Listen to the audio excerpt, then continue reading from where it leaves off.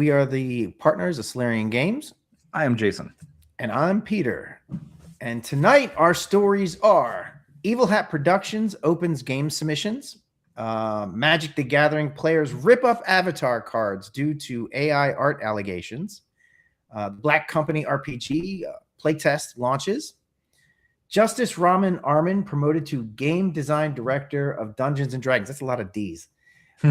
And Darkest Dungeon board game maker officially liquidated. It's bad. That's a bad story. Maybe we shouldn't end with that one, but we're going to end with it. We're going to end with it anyways. We'll say something fun at the end. Let's you know what? Let's talk about our Kickstarter briefly at the beginning and in more detail at the end, because that'll be a fun thing to end with. Okay. All right. Because we want to mention a couple of things just to kind of as we get started off the bat. First one, I haven't actually looked to see how we're doing, but let's just begin with a huge thank you to the whole community, because this Kickstarter is going very well. And I really think that that's the community's credit. I don't think, obviously Scott has made a great product here. Yes. All those kind of things. But I just think this says, it makes me, or let me say how it's going first. So we have got 5 days to go. We have had 221 backers, which I think is wonderful. And right now the Kickstarter is sitting at about $11,500. So for a book that's not that expensive, that's actually really good. It means a lot of people are into it. And it means that a lot of people are playing Top Secret, because that's always the thing that we wish. It's great that we sell copies. We've sold a lot of copies, but it doesn't mean anything if you don't play it. And so the fact that people are going and they're backing a expansion book for it means they're playing the game. That's super exciting. And thank you. Yeah. Because there was a little concern on this, because it's kind of like, wow, this is very niche. It's a niche of a niche of a niche of a niche. It's a role playing. It's Top Secret. It's an expansion. So there was a tiny bit of concern on our part that we were like, hey, we'll see how it goes. But yeah, man, great response. And we did it in December, which is everybody's like, you're an idiot. What are you doing? People who I respect, who were saying it in the most loving way possible, were like, what?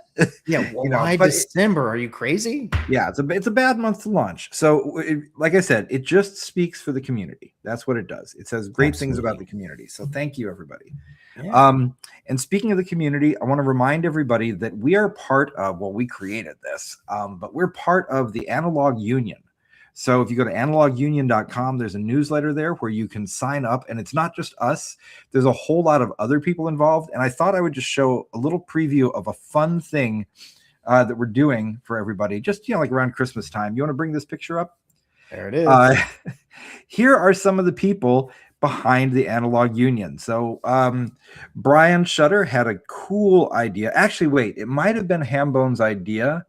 And then Brian came up with the execution idea for it. But basically, as a group, we thought, wouldn't it be cool if we had like superhero trading cards of all the members of the Analog Union? So Brian, that's Brian Shutter from Neon Lords of the Toxic Wasteland. He came up with the frame, the basic idea, and said, here's how it should look. And then I went to one of our artists, so Attila, who is over in Eastern Europe. We've been working with him for a while. Really love Attila as an artist. And I said, do you think you could do a bunch of quick just sketches of everybody, and then we'll put them into our design? And so Attila has been making these. We got a few more to go. But I just wanted to show a little preview. It's a neat thing. We're going to stick it on the website. Doesn't mean anything. It's what we do. We have fun. And I love that all the heroes, they're heroes. Like they're all, they're all kind of got their own little goofiness to them. I know. Well, the best part is the one that I have centered there. That's Kevin Borup. And, you'd think like for a lot of our photos, we sent him a photo and he put us in a pose. Kevin actually already had a photo of himself with an exploding box and is looking just like that. Oh, wow. That's cool. So, yeah, I just thought that was great. Yeah, for mine, I chose, you can just barely see me peeking out there. I chose I think it's is it Constantine? John Constantine. Because I had a good picture of him just holding a stout beer, and I'm like, that's good for me. Right. And I can just see your picture peeking in as like the thing. You can see Joey down there as Mysterio, and you can see Hambone there as kind of Doc Ock, and you can see Brian Shutter in the back as sort of a weird Terminator kind of guy. So yeah, everybody's just having a good time with it. Yeah, when you asked, I was like, Yeah, maybe some kind of brick or something like the Yeah. Thing or the Hulk or something. Those are my favorite characters to play in a superhero thing. So I was just like, big dumb ox. Well, the last two are coming through in a day or two. Brian Larkin wanted to be the Swamp Thing, Hmm. so I don't know what that's going to look like when it's drawn. How do you draw a person like the Swamp Thing? So we'll see. Right. All right, So, cool. all right. So that's the fun. We'll talk more about the Kickstarter at the end so that we don't end on a down note. But let's go to your first story. All right. So my first story is Evil Hat. So Evil Hat Productions. Evil Hat Productions has opened game submissions. So I didn't know this was a thing.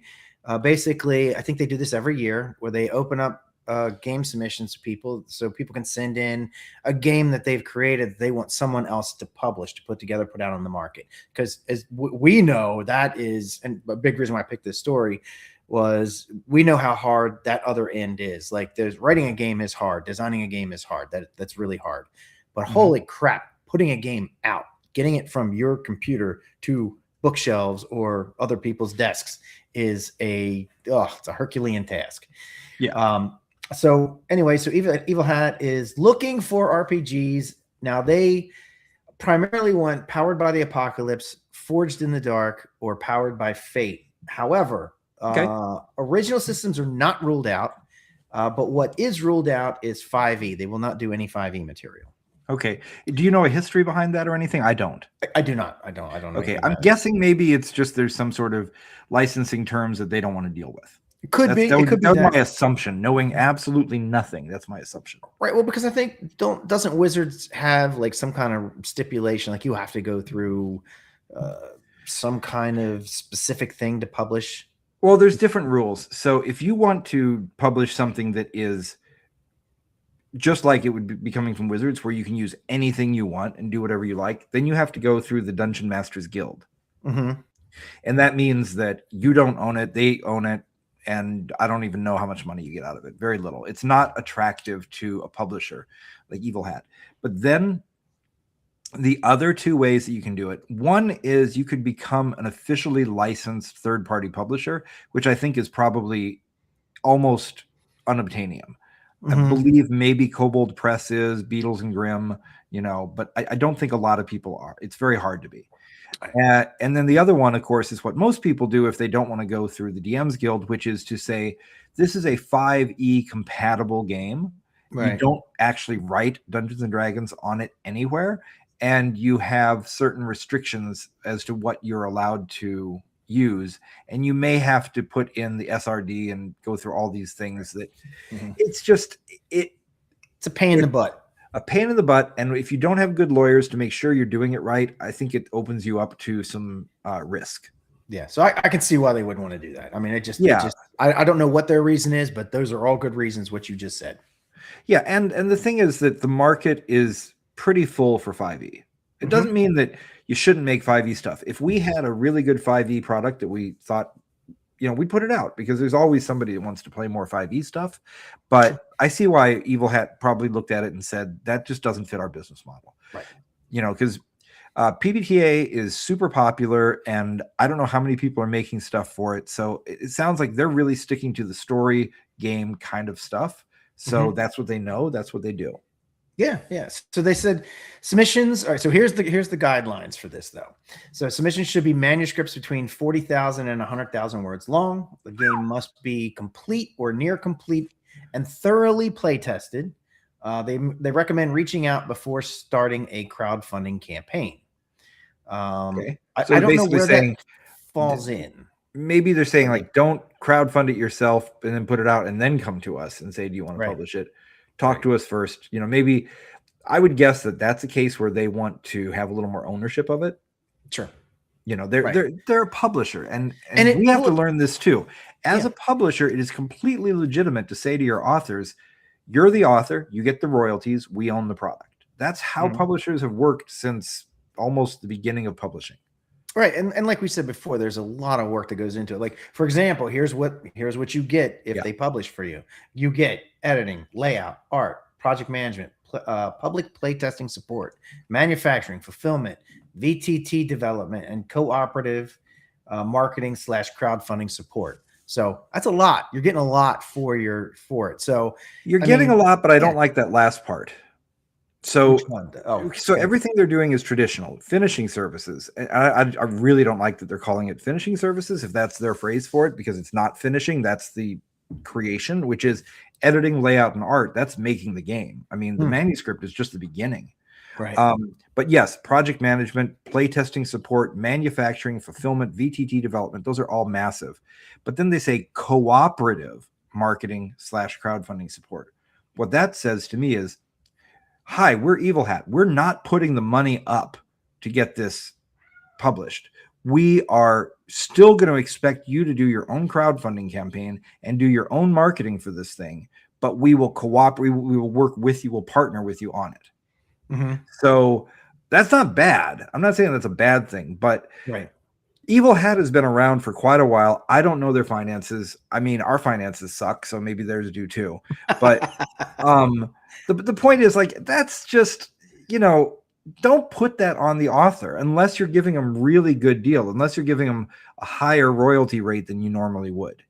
And I don't know any of the details, so maybe they are. So if somebody who knows the details steps up and says, actually, they're giving, like 30% royalties because of this, cool. Okay, great. Cool. Yeah. But I just don't, that part of it worries me. So if you're thinking about going to Evil Hat to say, please publish my story game, just don't get stars in your eyes and just accept the first thing that comes down the path.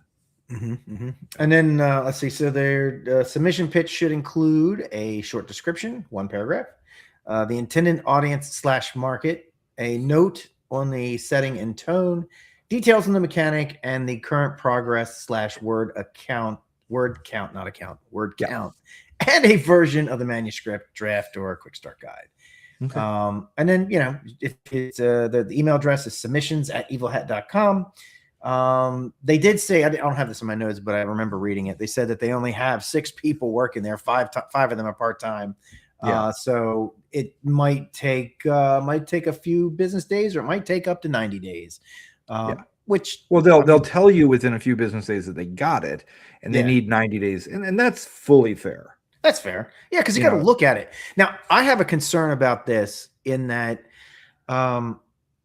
there's a lot of companies that don't take submissions like this. Like, I was just thinking this exact thing. Throw that right in a frigging garbage can because of, and tell them why. Because you might send something to us that says, let's say that we're secretly working on a game about killer flying whales. Right. And you send us a game about killer flying whales just by coincidence, right? Then if we say, no, we don't want yours, and then we publish our killer flying whale game, you could come back and say, I'm suing you. You stole my idea. Right. Because exactly. You have no idea what an unsolicited submission is going to contain. So I would assume that there is some kind of wording on there that says, if you send this to us and we don't accept it, that doesn't mean we're stealing it from you, and you can't sue us. There has to be some kind of waiver that you sign. Right. It's gotta be something like that. Maybe it's on the website when you submit it or something. Maybe, I don't know. It says to submit, and it's saying submit all this stuff. I don't. Whatever. The point is that if you're a game author and you send them something, just keep in mind, if that were to happen, the chances of them having actually stolen your idea are almost nothing. This is not what companies do. And so if you see that happen, just suck it up, deal with it. Their ideas are everywhere, and people do come up with the same idea independently. It absolutely happens. So don't. And I'd be willing to bet they'll show up with receipts, with file dates and stuff like that, so. And if you ever have something that you're doing and you think it's a great idea, and for whatever reason you don't get to do it because somebody else did it first, or it just poops out, whatever it is, don't ever worry about that. Because if you had a good idea, you will have another good idea. Right. Nobody who's good at ideas has only one. Right. That's true. I just got done reading. All right, well, that's it. Oh, I did want to bring up one other thing. I just want to say one more thing on that, because I just got done reading Ben Elton's book. Ben Elton's he's my favorite comedy writer. He did Blackadder, The Young Ones, all these things, Upstart Crow. And he talks about all of the things that he's ever tried to do that just didn't get somewhere because of it. He calls it his broken crockery. And he just talks about himself standing in just a pile of broken crockery. For every great idea he's had that hit it big, he's had literally a dozen that failed. So don't worry about it. Yeah. Ideas come to you. Well, we just finished the book by John Cleese, right? Yeah. And we both, so you read it and I was like, oh, cool, I'll read that. So I read it and oh my God, he did so much stuff before Monty Python. Now, not to say that none of that stuff was successful. Most of that stuff was successful. Nothing touched Monty Python. Like nothing was even not before Sims. Not even A Fish Called Wanda. Not even Faulty Towers. Nothing. People will always talk about those things who know him, but Monty Python's obviously the one. That's the one, right? Yeah. And he's good with that. Like he even said, you know, he's like, hey man, whatever it is, what it is, it's good. I did a good thing. That's great. If you get known for one thing, be happy. Most people don't get that one. Yeah, that's true. One thing I wanted to say about Evil Hat, which was interesting to me. So Evil Hat they have a policy. They have all these like, you have to go on their website and read all this. I'm not going to get into like what their policies are, but the name of the company is Evil Hat. But then they have this disclaimer about all the stuff that they will not take. And all of it spells out not an evil anything. Like it's like very, very wholesome type stuff that they like to produce, which there's nothing wrong with that. I'm not saying there's anything wrong with that at all, but they're just like, we support this community and that community and everything like that, which is great. But their name is Evil Hat. And I'm like, and you're anything but evil. Yeah. Well, I mean, I'm sure it's some really cool in joke from one of their games. Right. Probably. I just thought it was I bet I make shit up all the time, don't I?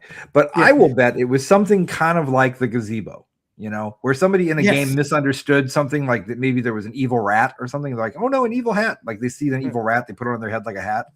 Yeah. And they said, oh, Evil Hat, that's a cool name. Yeah. Anyway, that's enough about them. Let's go on to the next one. All right. So the next thing here, this one is a little bit older. It's from like a week or two ago, but we had such good stuff to do on the show last week and the week before that we saved this. All right. So this one, Magic the Gathering players rip up avatar cards due to AI art allegations. So the card, now I'm going to say a bunch of stuff that I don't know what I'm talking about in terms of Magic. I just don't.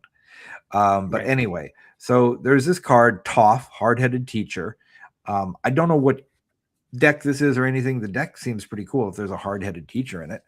But it's been the subject of AI art accusations. This controversy has led many players, artists, and content creators to criticize the card. Some of them are destroying or creating proxies. And this is basically, nobody has proof, but they have circumstantial evidence. So the card's artist for this one particular card, I think, Ruben Liu, has been involved in AI projects before. And supposedly the artist has provided proof on Twitter that this art was hand-drawn and not AI generated. And he said, I created this art without AI, and shared drafts from the design process to confirm its authenticity. Now, I'll say right off the bat, just because you have some drafts to show you did the process, that doesn't mean you didn't use AI.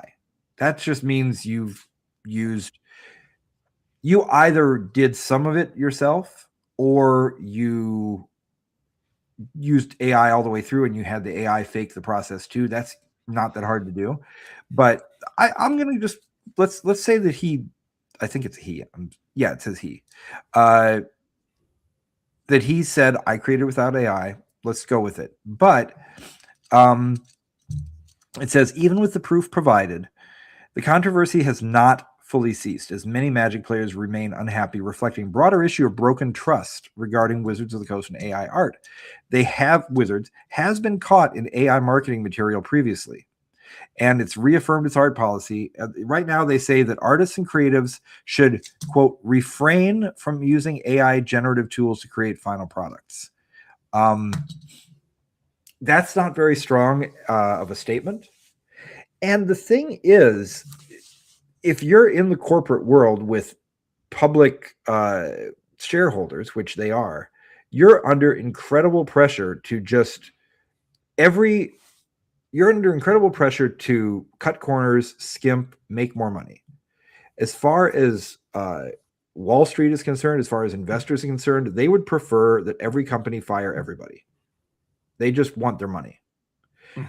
I don't think they're thinking for a moment about the larger implications of it. They just want their money. Is AI art in this? Let's just say no. Let's just say it's probably not. I don't see anything in this that has the telltale marks of being AI to me, and I'm pretty decent at spotting this after all this time. But I was just in a conversation with somebody online today, and it was interesting because the artist I mentioned earlier, Attila, he had hopped in on the conversation too. Somebody in the board game design community was putting up some of his stuff and said, hey, what do you think of it? Here's some things I'm doing. It really looked like AI. I mean, it set off all my alarm bells. I'm like, that's AI. It just is. And everybody else did too. Everybody who's got their sniffers on high was just like, that's AI. And the guy came back. He's like, no, it's hyper realistic. This is just what I do. And he showed that he's been an artist and even an art teacher for like 12 years. And he showed older stuff that's before 2022. So it could not have been made with AI. And he showed a lot of stuff that he had done. To be fair, the AI stuff did look, or the stuff that people were accusing did look more AI. But the point isn't that. The point is that it was such a intense back and forth as some people got really mean about it and started really attacking him without even listening. And I'm happy to say that our artist was more thoughtful, and I thought I was too. But the thing that kind of came out in the conversation is that now, as an artist, if you make something that looks like it could fit that AI thing, you're going to run into trouble. And maybe that's an indicator that artists need to build their styles so that they're more personal and less generic, because if you have a generic style that just fits, standard commercial art, you're going to get accusations of that. Yeah. It's a shame. I hate that we're here. I really do. I hate the fact that we're here, because it's like now people have to show, like, I have to prove that it wasn't and it just feels like there's like lynch mobs just waiting with the torches and pitchforks. And not that I don't understand, and I get where it's coming from. I just hate that we're here. You know what I mean? It just sucks. Yeah. I don't think people necessarily have to prove it. I think right now it's one of those things where it all adds up. If you're somebody who has been, let's take Stephen Deinhardt, for example, the guy who does Giant Lands, that game that he pretends was written by Jim Ward, which, by the way, he just put out a new one where he also claims that Gary Gygax worked on it, which of course is impossible. He's a big liar head. But his art looks very AI, and I'm sure it is, and so when you look at somebody like that, somebody who's known to be kind of scumbag, scumbag is an opinion, so I can't, that's not defamation. I just feel that he is a scumbag. Then people are going to look at your stuff and they're not going to give you the benefit of the doubt. Right. If Charles Urbach put out a piece that was a little bit too realistic, nobody's going to say, hey, you did AI, because we know Charles. We know that who he is and who he is as an artist and what his stance is on things. So, maybe this is just another thing as an artist. Make sure people know who you are, that you've got a good reputation in the first place, and you're not going to face a lynch mob, so to speak. Right. But if somebody comes after you, right now, the trouble is that AI is lots of different things, right? There's generative AI imagery, which is a diffusion model. There's LLMs, which is the AI text. And then there's real AI that's out there doing things like protein folding and saving lives. Yes. Which is That's good. Yeah, we want that. But unfortunately, they're all called AI, and people don't know the difference between them. So they kind of miss out the fact that AI is good when it saves lives and when it reduces drudgery and people keep their jobs and they're happy. It's bad when it takes away the things that make us human, like being able to write and paint. So it's worth, I think, people being a little bit harsh on the AI, quote unquote, art right now, because we don't want that Overton window to shift. We don't want to get to the place where people just say, well, art isn't special anymore. It's something anybody can just pump out with a couple of button clicks. We want it to stay important. And so right now, I think it is worth people being a little vigilant about it. Yeah. Well, I still hate that we're here. I do hate that we're here. I hate that we're here. I agree 100%. Let's keep moving on. Yeah. To next story. All right. Something fun. Yeah. This one's kind of cool. So the Black Company Yes. RPG playtest launches. Now I didn't know anything about the Black Company, so I did a I little. just have heard of it. I love their logo. You know? Yeah, I did a little digging. Yep. So Arc Dream Publishing has officially launched the first phase of playtesting for the Black Company role-playing game. Now I like this concept. And we should say put it, Arc Dream. We love Arc Dream. They yeah, make Godlike. They do Delta Green. These are cool people. yeah. And I think it's cool that they put out this playtest for anyone. Anyone can download and playtest their game. That's neat. So this initial phase runs from it started December 1st and goes through February 1st. So you've got some time to play test it and then give feedback to them. The package. Now I went to their site and I downloaded a couple things. I didn't download everything and go through it all. I don't have enough time to do all that, but I did go through some of it, and it looks pretty cool. Like I took one of the pre-gen character sheets, which you can see if you're watching. Yep. Look at Jumpy. Jumpy the farmer. Yeah, Jumpy the farmer. Just kind of list, because you can tell a lot about a game by the character sheet. Like I generally, when I'm in a store and I'm like thinking, well, I like this game, the first thing I do is look at the character sheet, and then I go look at the rest of the game, because the character sheet tells you like all the stuff that's in it. Yeah. And so it looks like they use a percentile system, which is cool. Fun. I like percentile system. Very old school. Very old school, but still, I mean, that's a good way, in a good way. Honestly, a lot of games are percentile. You just don't think about it. Like D&D is kind of a percentile system because it's 5% for each, number on the die you roll. So, but then, it has all these skills, which that's cool. I love games with skills. But it kind of looks like I'm not seeing stats on here. So I'm thinking that stats and skills are kind of the same mechanism, because you have agility on here and it's in the same place. Flaws. Yeah. Skills and chance to achieve something difficult. I like that. That's a good one. Yeah. That's funny. But in there they have agility and gambling. So it's kind of a stat and kind of skills. I don't know. So it's kind of cool.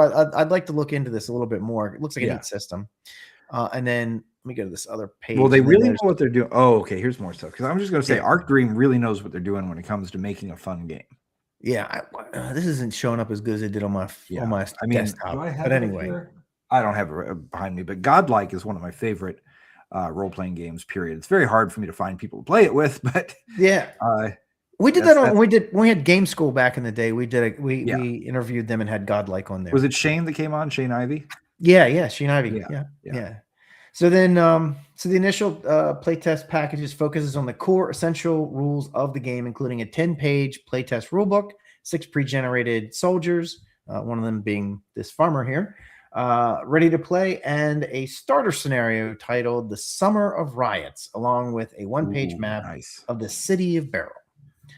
The feedback must be provided by each GM and player using an online survey, and there's a link on the page for that. And then, and this was kind of neat. So they are allowing actual play, like so you could do a play test and do an actual play where you send it out, to everyone to watch. But it said that they must be very clear that the content is a playtest version, and I think that's really important. Yeah, because the end game may not have some element that you have on your playtest. You don't want people going, "Oh, well, in the playtest you did this." It's like, yeah, it didn't work, so we got rid of it. And then they said there's going to be more playtest phases, which will cover rules for character creation, sorcery, mass combat, and other game elements. The Black Company has novels and stories by Glenn Cook. Okay, so that's what it is. That's why I've heard of the Black Company, because I haven't read these books yet. Glenn Cook is one of the old school writers that I've never read his stuff, but he fits into that kind of Heinlein and Haldeman kind of world. Oh, really? Okay. Yeah, the Black Company books came out around like 1984, I think is when they started to. And I would love to read these books. It sounds very Joe Haldeman to me. Very sort of sci-fi militaristic. The author comes from a military background himself, and people seem to really love them. It sounds like a good world to get into reading. So maybe if you like those stories, then read those first and then try it out, because this looks cool. So in other words, what you're saying is this world is probably very realistic, even though they have sorcery and stuff, and probably still very kind of I don't know, realistic and grounded And Yeah, I would say not as crazy my guess is fantasy? it would have very solid internal logic. Yeah. Okay. Cool. You know, so even if Neat. there's fantasy in it, there's going to be an explanation for why it works, and it's going to work the same way every time. Well, then that does pique my interest. That is definitely up my alley. Well, I was just out at one of my favorite science fiction bookstores today doing some shopping. Ran into Joey Royale. Hey, Joey, if you're listening. And we were just digging through some books. And if I wish I had known about this, I would have looked for some of these Black Company books because I came back with a huge haul. I should have added that to the list. All right. All right. Next story. All right. So next story, we've got some more personnel news over at Wizards of the Coast. So as we know, the job of game design director for Dungeons and Dragons has been open for a little while. And Jeremy Crawford, that's who it was before. So very respected and accomplished game designer. Jeremy Crawford, who I think, did he go over to the Daggerheart crew? I think. Daggerheart crew? Did you see one of them? Okay. I'm not going to bet my life on it, but I think that's true. Okay, so it looks like Justin Rahman Arman, who we have a picture of up here on the screen, has his job now. And congratulations, first of all, to Justin for this. It definitely looks so they were what do you call it? Promoting from within, which is good.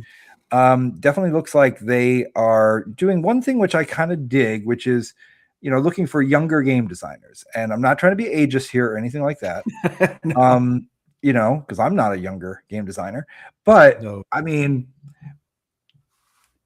D&D was created by a bunch of kids, right. So, and it wasn't created by people who had a ton of experience doing it. Some of them had never done anything before. So, and I kind of say that with as sort of a prelude to looking at who, I don't know if he goes by Rahman or Justice. I'll call him Justice. Okay. Since that's the first name on here. Well, here, I'll give the details first. So he's been internally promoted, and this puts him in charge of directing the is this true? It puts him in charge of directing the entire D&D game design department. I think there's still an executive director above him, as far as I know, but it's a pretty big role. Now he's only been at Wizards for like 3 years. And if I look back at his LinkedIn here, he doesn't really have much experience in the industry. He was he just graduated college, maybe 10 years ago. And then, worked as something called a revenue integrity analyst and a clinic manager and a community. So he basically, sometime around 2019, he was in the Dungeon Masters Guild, spent a couple of years creating content, became a game designer over at Beetle and Grimm's. We talked about before how they are one of the few companies that's kind of tied in with Wizards that is allowed to do stuff. And I'm sure he kind of rose to prominence from the good stuff that he was doing in the community. He came in as a senior game designer. Like I said, just less than 3 years, about 2.5 years ago, at 2 years and 4 months ago, I guess, or something. I don't know, whatever. He came in as a senior game designer about 3 years ago at Wizards. And the one thing we know that he did do, something that I haven't seen, but it sounds really good, is called Quests from the Infinite Staircase, which is basically they took a bunch of older D&D adventures and redid them for 5th edition. People seem to really like it. So the ones they did were The Lost City, When a Star Falls. Really weird that they chose that. I don't think anybody's got a lot of nostalgic love for When a Star Falls. Never heard of it. I have a copy. I've never played it. Beyond the Crystal Cave. Again, these are like kids. These were very kiddie adventures for it. And then some really good ones. So then 3 great ones, which is Pharaoh, The Lost Caverns of Shojganth, and the Expedition to the Barrier Peaks. Oh, oof, okay. Kind of weird though, because those do not go together. No. Any way whatsoever. How do you tie any of those together? But yeah, and in fact, they each came from a set. Pharaoh is supposed to be played with the full Desert of Desolation series. Right. So to do it as just an adventure by itself and then not get the rest of it afterwards, that's weird. And Expedition to the Barrier Peaks, again, that's part of a complete series of all these things going on. it's cool that they did it, and I'm glad that they're introducing people to some old stuff. But whatever the reason is, he worked on that, so that's something he's known for. Other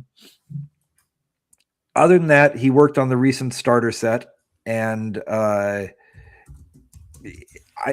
honestly, I don't know anything about him. Maybe there's something incredible about this guy that he's just better than anybody else, and that he should be elevated up to this really high, important position, like 5 minutes after he joined the company. Right. Of the biggest game, the biggest RPG in the world. Yeah, I'm this is not, whatever. I'm not trying to be negative about this, but I gotta see some really good stuff come out of here, because you put somebody in who doesn't seem to really have a lot of gravitas, and you put him in such an important role. Maybe he's going to do amazing stuff. I'm hoping he does. But maybe over the last couple of years, he's just been kicking ass behind scenes, working late hours and developing stuff. And yeah, I don't know, maybe his pitch was amazing. Who knows? Yeah. I mean, they're not going to do something randomly just for no reason. They're not going to risk the brand over a dumb decision. So I certainly hope not. I'll tell you what, though, he's got a fantastic beard, man. It's a good beard. It's a good beard. So, at any rate, congratulations to Justice. Please do great things. And we'll just see what happens, Well, we'll see. All right. Next up, we've got, now this is we promise we'll follow up with something more positive after we finish this, but Darkest Dungeon board game maker officially liquidated. Now it's not just Darkest Dungeon. There's several games that this is going to affect. And I mean, we're talking millions of dollars worth of stuff. So really? Mythic. Yeah. Ooh. Yeah. Oh, gee. Yeah. Oh, wow. I just looked at the numbers. Okay. Yeah. Whoa. Mythic Games. I need a drink. Mythic Games has officially liquidated after a financial collapse, leaving it unable to fill millions of dollars worth of Kickstarter projects. Now, this is a Luxembourg-based company, which is a little bit of a surprise to me because the Germans are usually pretty on point. Luxembourg is not technically Germany, but yeah, they speak German. It's not German. It's its own country. Oh, is it? Oh, God. I failed. I'm sorry, guys. You failed your knowledge roll. Yeah, I did. Totally. But they do speak German there. But the point is, I know. Yeah, Luxembourg is not a place known for doing like wacky, risky things. Yeah. I mean, they're a buttoned up bunch of folks. Okay. So, and this is interesting because it was condemned. This is the phrase that was used: condemned to a compulsory liquidation in October 2025. For failing to publish its annual accounts. Huh. That sounds bad. Well, there must have been a lot before that. I think you don't get liquidated over just paperwork. Yeah. So, but now on the upside, a spokesperson confirmed that a criminal investigation of the business was closed after finding no fraudulent behavior. So they didn't do anything criminal. This wasn't because of criminal Nothing activity was found. Or nothing was found. Well, I mean, yeah, okay. So, I mean, look, there was an investigation. Nothing was found. Yeah. That's all we can say. I don't think we should be, clearing them or condemning them. But the point is, they got cleared legally. Yes. So here's, oh God. So they raised more than $19 million from crowdfunding campaigns, including $5.6 million for its most successful project, Darkest Dungeon. The board game, and the company raised over $12 million from Kickstarters between 2020 and 2022, but failed to anticipate manufacturing and shipping costs fueled by the pandemic. They were ultimately unable to deliver on projects totaling close to $5 million, and that includes two other games, Hell, The Last Saga, and Monster Apocalypse.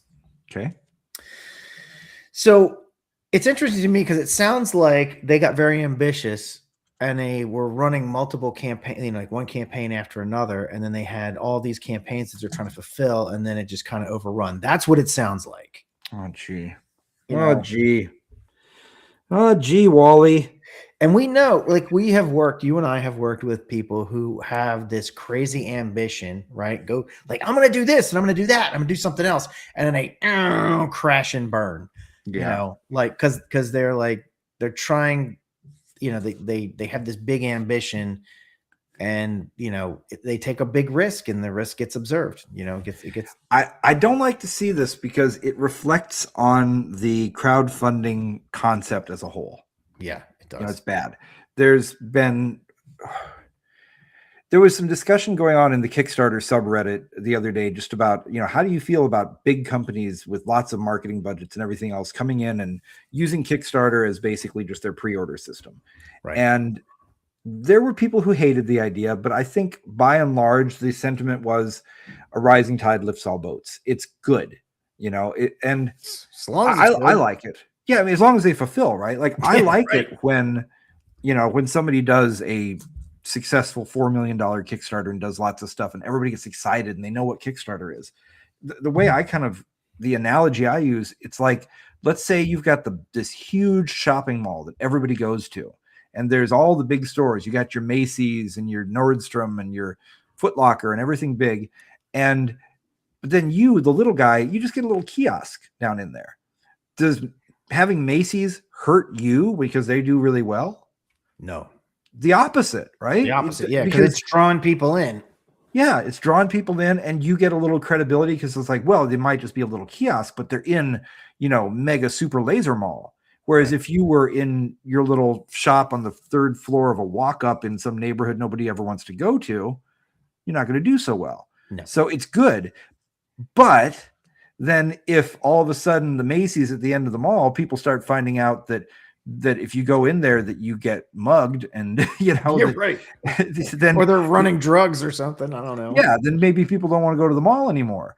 Right. So, this really sucks because individually, I don't know how much somebody would have put up for one of these, but a campaign like Darkest Dungeon definitely would have pledge levels in the hundreds of dollars. I think they usually do a thing where, yeah, you can get in for $50, but if you really want the good stuff, here's the $400 level or the $800 level. And those people didn't get anything. They're out. They're out their money. Yeah. Morley Safer would not stand for this if this was, the age of 60 minutes. Right. So, right. So I don't have any sympathy at all for Mythic Games, because if you can't figure out how to run a business when you're pulling in $12 million over 2 years of Kickstarters, if you don't know how to run that business, that is on you. Mm-hmm. Learn what if you have a hard time with your $5,000 Kickstarter because you weren't anticipating expenses and, you're a little guy just trying to do things, I have sympathy. Maybe it's your first time, do better. Still borrow the money from a relative and put the thing out. Right. But if you're out there with those kind of numbers and you still haven't figured out that you should actually think about the fact that shipping costs might hurt you and you can't even get a loan to cover it, that's on you. Dude, I'm saying you raise $12 million for a project that you do, right? Hire yourself a good project manager if you don't have one. Yeah, because that will mitigate that. That's what the project manager does. Make sure that shit doesn't happen. I get, when you do a $12 million Kickstarter, you're not going home with $12 million. No, you're not. You're not. You're just like with anything, profit margins could be thin, but you've got to anticipate that. You've got to think things can go wrong. That's the whole point of being, that size of a business. You should be experienced enough to plan for the worst. Yeah, dude, at $12 million, it's not things can go wrong. There are going to be things that go wrong. Yeah.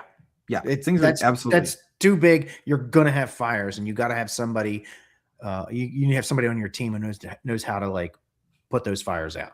All kinds of things are going to happen. You probably a big chunk of your money has just got to go to your legal budget to defend yourself against, random weird ass lawsuits from somebody who saw you had a lot of money. Yeah. Right. Absolutely. So anyway, the handling of the Darkest Dungeon, Mythic faced heavy criticism for handling the Darkest Dungeon Kickstarter. The publisher twice asked backers for extra contributions. So that's strike one. That's bad. Yep. Once for wave 1, again for wave 2 to cover expenses. So it says here they did deliver to the backers who paid the extra fees. Yeah. That's kind of extortive, but okay. Okay. It's not a good way to build good goodwill, but I guess it doesn't matter because now they're they're gone. Well, that was So wave 1, but wave 2 was never produced. ugh, You know, no, so no. anyways, the company blamed unforeseen financial issues, including an increase in refund requests and Well, duh. a large VAT adjustment, which again, if you're running something that big, you hire somebody who knows how to do that. Yeah, because it's not like the EU didn't come in and say we're raising your taxes. They came in and said you didn't pay enough. Right. So if you don't have an accountant that knows how much of that you're owing to the government, that's on you. And I'll say, for anyone who's backed us when it comes to the whole VAT thing, we talked to our expert who told us what to do. Yeah, yeah. Right. We have an expert we listen to, and she said, "This is what you're going to do about VAT." And we're like, yeah. okay. And if you don't, you're going to get in trouble. So, for example, in our case, we're not paying the VAT in advance. The customers are going to pay it, when they get it, and we're disclosing that and all that kind of stuff. Right. But that most of our customers are not in Europe anyway. But you just got to plan ahead. That's all. I hope that what I'm saying right now doesn't somehow get played as a sound clip when I'm standing in court, someday in the future. But you said, it's like, wait. No, you should have sympathy for me. I didn't know. Right. But anyways, it's sad. It sucks. I really feel bad for all the people that lost their jobs because of this, that didn't have anything to do with it, and the people who didn't get their stuff. And just sucks. Yeah. Now on the upside, let's do some upside stuff here. So we got Chet. I believe Chet's in the room. So Chet's got a Kickstarter.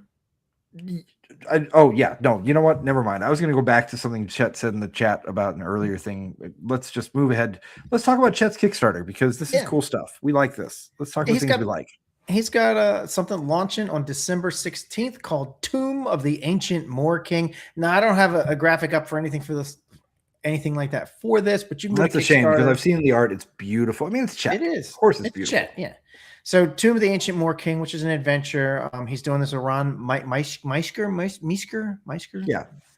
It's Orange Cat Games, and I believe it's their first product they're putting out. Looks really good. I'm sure it's going to be great. So you should definitely go to Kickstarter and check that out. Say the name again so people can find it when they. I'm assuming that there's a pre-launch page up. There is. I'm looking at it right now. Okay. Tomb of the Ancient Moor King, Moor King, and you can look up Orange Cat Games. That's easy to remember. Yeah. And we like cats. We like orange cats. Absolutely. So Chet, good luck with that, man. I hope. And given that we were just talking about Kickstarters, here's the thing about working with Chet and Ron or any of the folks that we actually work with and promote. Everyone we know that does these things actually gets their stuff done and plans it out ahead of time and is ready to go. Really just the crowdfunding is just about covering the printing costs. Because they're not small. Yeah, just getting that up front there. And so Chet says there is a launch party on Tuesday at 10 p.m. So Chet, if you're in the chat, if you want to tell us how to tell people where to go for that launch party. I'm assuming it's just over at your house, and we should give your personal address out, and everybody should just show up with a hot dish. Right. Show up with a hot dish, and I'm bringing 2 noodle casserole. No, no, I'm not going to bring that. Well, when Chet gives us the info on that in the chat, Chet in the chat, and then let's just close out with a little bit more about the Tradecraft Manual. So, also I want to say that Scott is continuing to put out more adventures on his own, and he also has some books on drive-through RPG that you can go and get right now, including the Athenaeum of Spies, which I can't. A lot of great source material, a lot of good background material. It's not ours. We don't produce it, or so. Not trying to push anything of our own, just it's great stuff. But this book we are producing, and with Scott as the author, and we're very excited about that. So the Kickstarter is doing great. Thanks everybody who's backed it already. It'll be ending in 5 days. Let me jump over here. So Chet says there is a YouTube link through the Philadelphia Area Gaming Expo channel. I don't know. It's I can't say links online on the podcast, but hit us up. We'll help you get there, or just look for Chet. He'll find you. Right. Yeah. So so that stuff's all good. We love it. There's more people playing Spies. There's more people playing stuff that Chet's doing. We will, of course, be at Page and all these other conventions. So, hey, we're at 11,500 right now, which is good. Nice. That's excellent. All right. Well, yeah, I saw a couple of pledges come in during the podcast, so thank you. I do. I just saw one come in just now. But the best is, I mean, like, money's great. I love money. That's fantastic. Helps us make more stuff. But what I'm really excited about is we have 223 backers. That is excellent. That makes me happy. Here, so I'm just going to say for Chet's YouTube launch party, youtube.com/@ Philadelphia Area Gaming Expo. And I'm sure if you go and you search Philadelphia Area Gaming Expo on YouTube, you'll see that. That's a neat idea. We didn't do something like that. I like that idea. Maybe we'll steal it and learn from it. We'll go to the launch party and virtually. And I think they probably won't let me be on camera, but if they do, I'll make sure to moon them. Okay. Yeah. Yep. Oh, Ed Lopez says he's going to be with each of us at Page. Look, I guess Ed, I saw you in a game with each of us. That's excellent. Ed, I remember I saw you at the auction at Page last year, so I'm looking forward to let's get a drink. Okay. Yeah, definitely. All right. Well, that's pretty good. Yes. Oh, and here's Benavides. All right, just right on time. Okay. So we are going to wrap it up for tonight. Next week, we have got a pretty cool thing. We're going to be having Eric Rubin as our guest, who is the publisher, designer, creator, translator for the top secret New World Order Russian edition. So this is cool. This is really cool. It is being published in Russian. He's been working on this for a couple of years now, and he's going to be giving us a peek of this, and we can't wait to see it. And he'll be on next week. So we're going to be really early next week. We're going to be at like 1 p.m. Eastern time, because he's in Israel right now and they are 7 hours ahead. We want to be able to let him go to bed afterwards. Yeah. So next week we're going to be early, 1 p.m. Eastern, and we'll be talking with Eric Rubin and taking a look at the Russian edition of Top Secret. And I mean, how cool, like when I found out about when Jason told me about this, I was like, that is the coolest thing ever that our spy game is going to be in Russian as well. That is I don't know, it's so cool to me. Yeah. And well, you know what? We'll tell next week your story about what you had to do at work. Oh yeah. Yeah. We'll save that story for next week. Yeah, that's fine. But we're looking forward to having him here, and we'll see hopefully everybody early next week. Remember 1 p.m. next Sunday Eastern time.